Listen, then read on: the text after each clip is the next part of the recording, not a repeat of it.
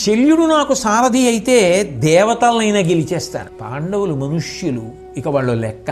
కాబట్టి నాకు ఆ శల్యుడిని ఎలాగైనా సారథిగా అమర్చే ప్రయత్నం చెయ్యమని అడిగాడు. తప్పకుండా నేను ఈ కార్యాన్ని నెరవేరుస్తానని తన సోదరుల్ని కర్ణుణ్ణి కూడా వెంట తీసుకుని కాలినడకన యుద్ధ భూమిలో శల్యుడి దగ్గరికి వెళ్లి ఆ శల్యుడితో మాట్లాడుతూ, ఓ శల్య మహారాజా, సత్యదీక్ష, శత్రువుల వలన కలిగేటటువంటి కష్టాలను తప్పించడం, ఇటువంటివి నీకు వెన్నతో పెట్టినటువంటి లక్షణాలు. కాబట్టి నువ్వంటే నాకిష్టం, నేనంటే నీకు చాలా చాలా ఇష్టం. ఇప్పుడు మన ఇద్దరికీ కూడా కావలసినటువంటిది అర్జునుడి యొక్క సంహారం. కాబట్టి నిన్ను విశేషమైనటువంటి గౌరవంతో ప్రార్థన చేస్తున్నాను, నమస్కరిస్తున్నాను, ఒక వరం అడుగుతున్నాను. నువ్వు నన్ను అనుగ్రహించాలి. పూర్తి ప్రయత్నంతో నువ్వు మాత్రమే ఇటువంటి పని చేసి కర్ణుణ్ణి రక్షించగలవు.